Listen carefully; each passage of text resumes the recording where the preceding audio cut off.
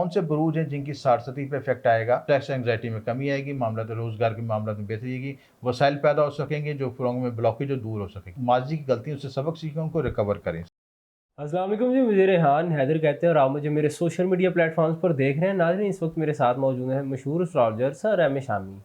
Saturn retrograde हो रहा है और इसके क्या असरात होंगे, क्या प्री इफेक्ट्स होंगे या आफ्टर इफेक्ट्स होंगे, तमाम बातें आज की इस वीडियो में जानेंगे। साथ ही साथ जो नए आने वाले नाजरीन हैं, नए व्यूअर्स हैं, जिनके लिए रेट्रोग्रेड एक नई टर्म होगी, जो एस्ट्रोलॉजी को पुराना फॉलो नहीं कर रहे, तो उनके लिए ये भी मालूमाती वीडियो होगी कि रेट्रोग्रेशन क्या होती है, कोई सियारा, कोई प्लैनेट रेट्रोग्रेड कब होता है और क्यों होता है।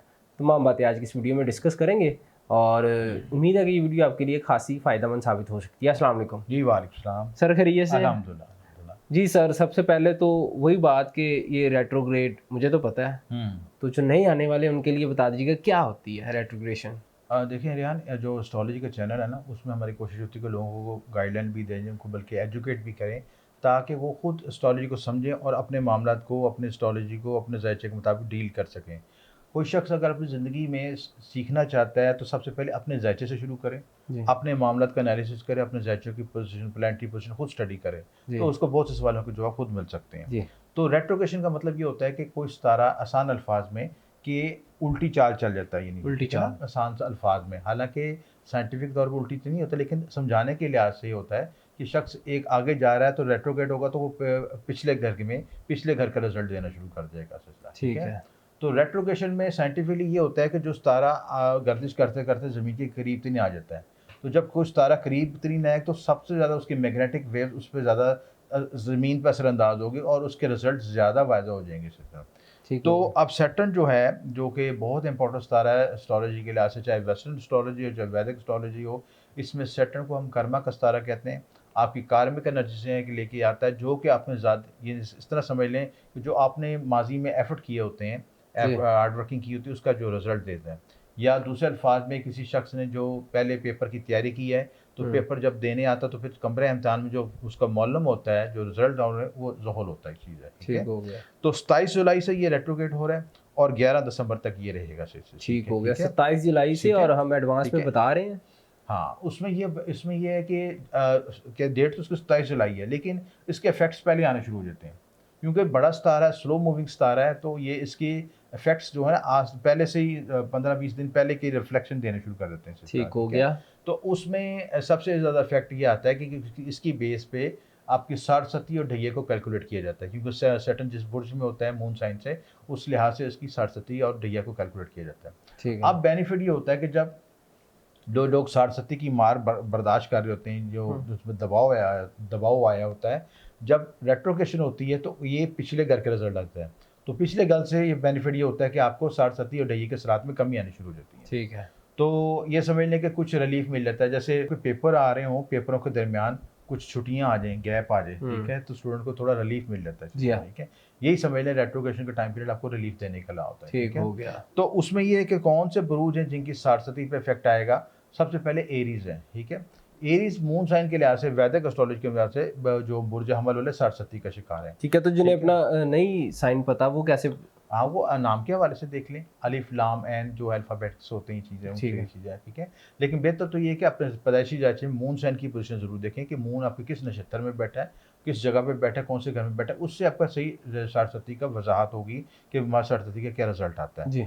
तो अब इफेक्ट ये आता है कि जब एरीज के लिहाज से जो जायचे की ये जो जायचे के 12वें घर में है चीज़ें, ठीक है, यानी पाइसिस में बैठा है। अब पाइसिस से ये रिवर्स होके जो है एक्वेरियस की तरफ आएगा चीज़ें, तो उससे ये होगा कि जो स्ट्रेस एंग्जाइटी आई थी, आपको दबाव आया था, कामों में ब्लॉकेज आई थी, कुछ आपको रिलीफ मिलना शुरू हो जाएगा।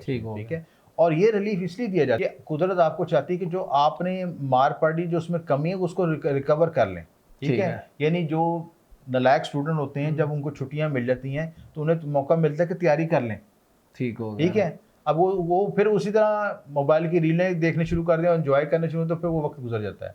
तो आप लोग का फ़र्ज़ है कि जो आपकी रिकवरी, जो आपकी कमज़ोरी है, उसको रिकवर कर लें। कुदरत मौका दे रही है तो भरपूर फ़ायदा उठाएं और अपनी जो, क्योंकि 60-70 उस पर इफेक्ट आती है जो निकम्मा शख्स होता है, जो मेहनत नहीं करता और जो अपनी ज़िंदगी की मार से सीखता नहीं और अपने एरर्स को रिकवर नहीं करता और जो शख्स मेहनती होता है, हार्ड वर्किंग होता है, उसके लिए साढ़े बेनिफिट हो जाती है, उसको फ़ायदा देती है। क्योंकि ज़ोहल का बुनियादी शर्त ही है कि मेहनत करो और एक्स्ट्रा हार्ड वर्किंग करवाता है, तो फिर मैं आपको फल देना शुरू कर दूँगा। ठीक हो गया। उसके बाद सेकंड है, उसके बाद जो जिनको ढैया इफेक्ट कर रहा है वो बुर्ज असद वाले हैं, ठीक है। बुर्ज असद के लिहाज से जो लियोज हैं उनको सैटर्न 8वें घर में है, अब ये रिवर्स होकर 7वें घर का इफेक्ट देगा। तो उसमें ये होगा कि आपका 8वां घर जो ट्रांसफॉर्मेशन का है, जो दबाव का है, एंग्जाइटी का है, स्ट्रेस का है, और इन चीज़ों में आपको जो परेशानियां लेके आता है, ऑब्स्टेकल्स लेके आता है ज़िंदगी में, अब उसमें कुछ रिलीफ मिलेगा आपको। ठीक है।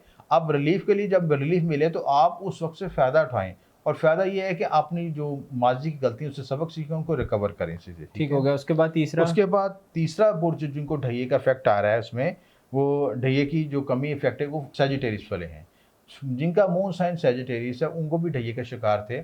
अब सैटर्न जिनको 3rd हाउस में आएगा उनके लिहाज से कुछ रिलीफ मिलेगा, क्योंकि 4th हाउस का जो ढैया होता है वो मेंटल एंग्जाइटी और दबाव पैदा करता है।